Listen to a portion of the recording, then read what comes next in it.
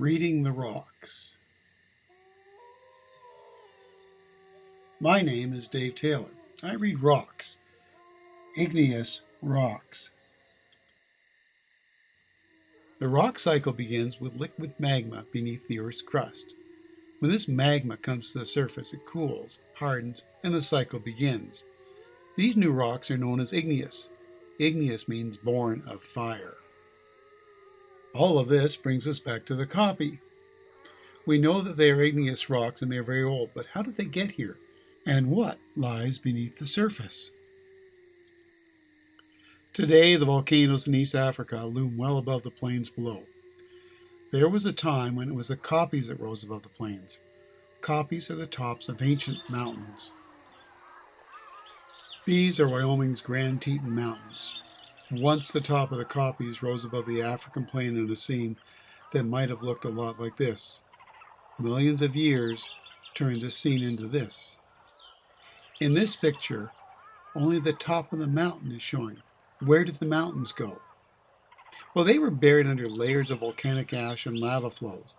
In places, the original igneous rock, the 4 billion-year-old rocks, they're 3 or 4 kilometers below the surface we stand on. How do we know this happened? Well, in East Africa, we can see these processes still at work. This Nile crocodile is sunning itself on an ancient lava flow. The dirt behind it is actually volcanic ash. The river has cut its way through the softer ash and revealed the lava.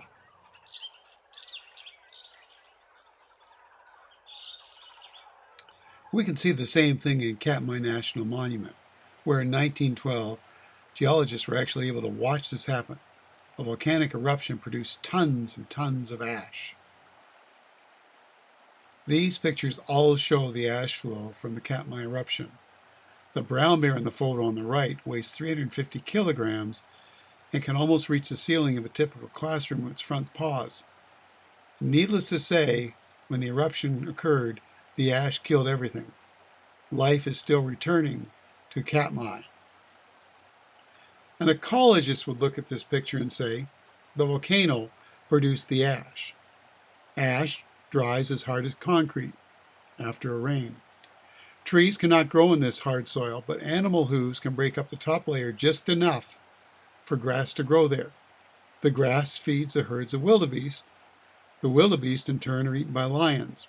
Oh, and by the way, an ecologist is someone who studies how plants and animals survive in their habitat.